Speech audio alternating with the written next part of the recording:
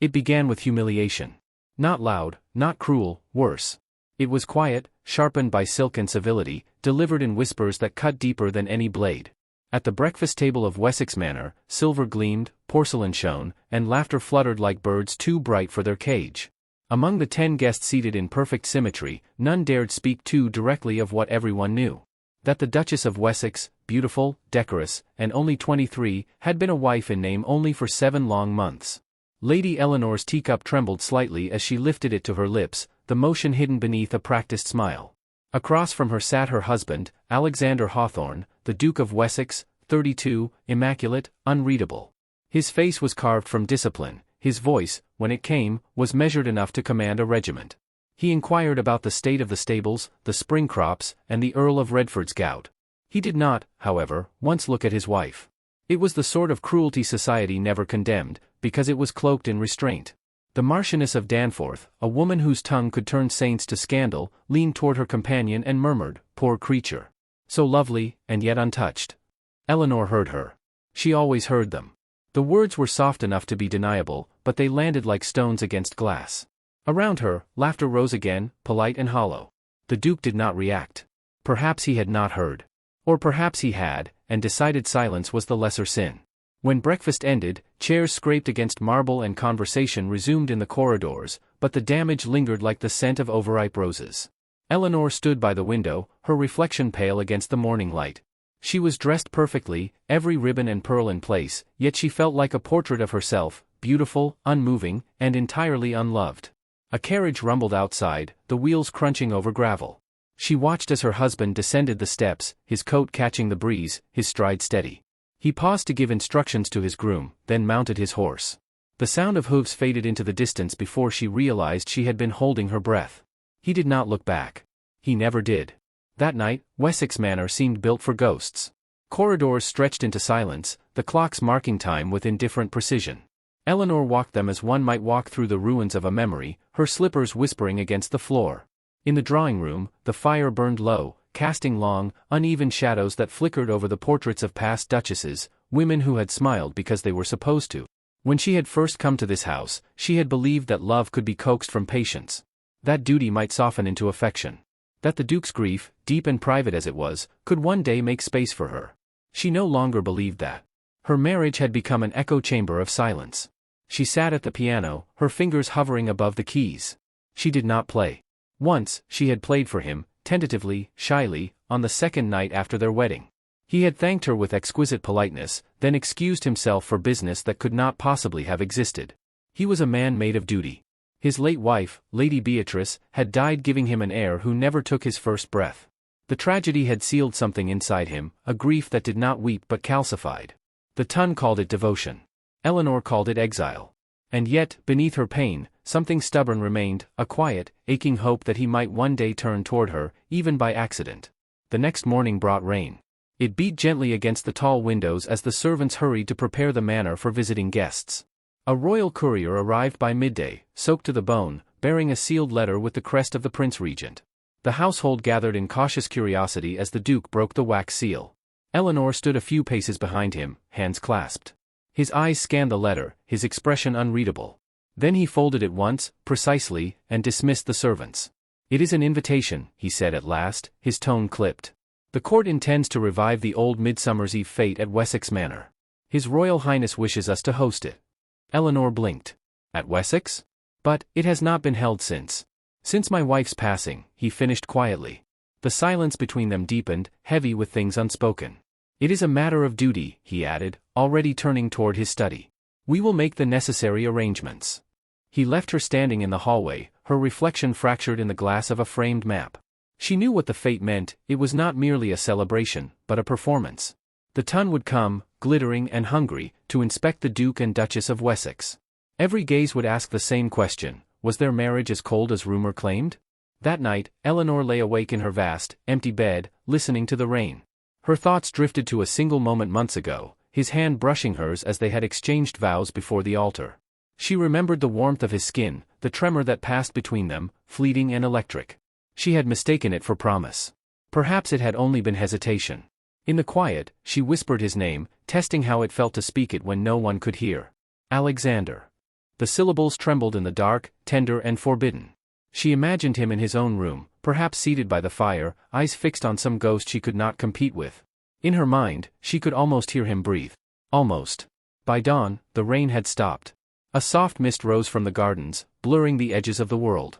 Servants began carrying fresh flowers into the hall, and the distant sound of hammering echoed from the terrace where decorations were to be placed. The fete would take place in less than a month. Eleanor descended the staircase slowly, her gown trailing like mist behind her. The Duke stood near the entrance, issuing instructions to his steward. When he turned slightly, sunlight fell across his face, sharp cheekbones, a mouth too tightly held, eyes that once might have known gentleness. For a heartbeat, he seemed about to speak to her. But then he merely inclined his head and walked past. Something within her, something fragile but still alive, fractured with the smallest sound. Not despair, but resolve. If the fate was to parade their union before the world, then she would not play the silent ornament. She would smile, dazzle, and let them all see that the Duchess of Wessex, unloved though she might be, could still command a room with the grace of a queen. And perhaps, just perhaps, when the world looked at her, the Duke of Wessex would finally be forced to do the same. Outside, thunder murmured faintly beyond the hills, promising storms to come. Scandal always begins with laughter. That was how it started in London, soft, harmless, gloved in charm, until it grew teeth. The Duchess of Wessex became the subject of that laughter within a fortnight of her arrival. Her poise, once a shield, turned into spectacle. She was spoken of as a woman, tragically beautiful, which was society's favorite way of saying unwanted. Yet her composure only made the whispers sharper. A wife ignored by her husband, a duchess adored by none, what could be more thrilling to the tongue? At the center of that glittering cruelty stood Eleanor, serene as marble beneath chandeliers that gleamed like 1,000 eyes. The London season had begun, and with it came an avalanche of parties, banquets, and midnight gossip. She endured them all, not for pleasure, but for survival. The Duke, for his part, fulfilled his obligations with precision. He attended when required, bowed when expected, spoke only when necessity demanded. To those who did not know him, his composure seemed aristocratic perfection. To Eleanor, it was a wall she had long ceased trying to climb. Their carriage rides were silent, their shared appearances choreographed.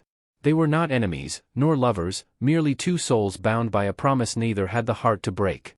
It was at the Royal Gallery, during an exhibition of new portraits, that the fracture began to show. Eleanor's likeness, recently completed by the painter Mr. Blythe, was unveiled to murmurs of admiration. Her image, captured in blue silk and half-shadow, was haunting, a beauty made luminous by sorrow. "She looks unloved," a voice said from somewhere behind. The words were meant to be clever. They struck like an arrow. Eleanor froze. Before she could move, another voice cut through the crowd, low, distinct, unmistakable. "Then the painter has been far too honest." It was the Duke. The room stilled. He stood in his black coat and white cravat, gaze fixed on the portrait. There was no anger in his tone, only a weary sort of truth that made the silence heavy. Then, turning slightly, he met her eyes, his first direct look in weeks. Something unreadable passed between them, regret, perhaps, or shame. He left moments later, murmuring a polite farewell. Eleanor remained, her pulse thrumming like distant thunder. For the first time, the gossip turned toward him. And for the first time, she did not feel entirely invisible. That night, a single white rose was left on her writing desk. No note, no signature. She stared at it for a long time, knowing it could have come from only one hand. The gesture was small, but it set her heart unsteadily in motion. Days later, they attended the royal masquerade, the grandest event of the season. Masks glittered, laughter swirled like perfume. Eleanor wore a gown of ivory lace and a mask of silver, delicate as frost. She had promised herself she would not look for him, but she did. And there he was, across the ballroom, speaking to a foreign diplomat, posture perfect, expression distant. Then came Lord Winslow, young, charming, careless in the way only men with no titles could be. He bowed low before Eleanor, requesting a dance. His tone was daring, his smile deliberate. She hesitated, but something in her wanted to be seen, if not by love, then at least by the world. They danced. The room seemed to brighten around them. People noticed. Whispers began to ripple. From the edge of the ballroom, the Duke watched. His jaw tightened, the muscle beneath his temple flickered once. When the dance ended, Eleanor curtsied gracefully, refusing to look at him. Later, on the terrace, she found herself alone, or so she thought. The air was heavy with summer rain, the sky deep and dark. Then came his voice, quiet but edged. "You seem to enjoy yourself." She turned. He stood in the archway, mask in hand, his face unreadable. "I did," she said softly. "For once, no one pitied me. Do you think pity is what you invite? His words were calm, but something deeper trembled beneath. I invite nothing, she replied. You've ensured that. For a moment, neither spoke. Rain began to fall, slow and deliberate, tapping against stone. He stepped closer. You mistake distance for cruelty. And you mistake cruelty for control, she answered. Their eyes met, two storms colliding. His next words were barely a whisper. Do you wish me to be jealous? Her laugh was fragile, almost tender. I wish you to feel something. The space between them ached. He looked at her as though he might reach out, and didn't. His restraint was both gallantry and punishment. Good night, Your Grace, she said, curtsying with perfect grace, then turned away before he could see her tears. The following morning, London awoke to scandal. Word spread that the Duchess of Wessex had danced too long, smiled too warmly, lingered too near Lord Winslow. The story grew with each retelling until even those who had not attended spoke of it as truth. Eleanor bore it silently. The Duke said nothing at all. But silence is never neutral, it corrodes. Within days, polite invitations ceased arriving.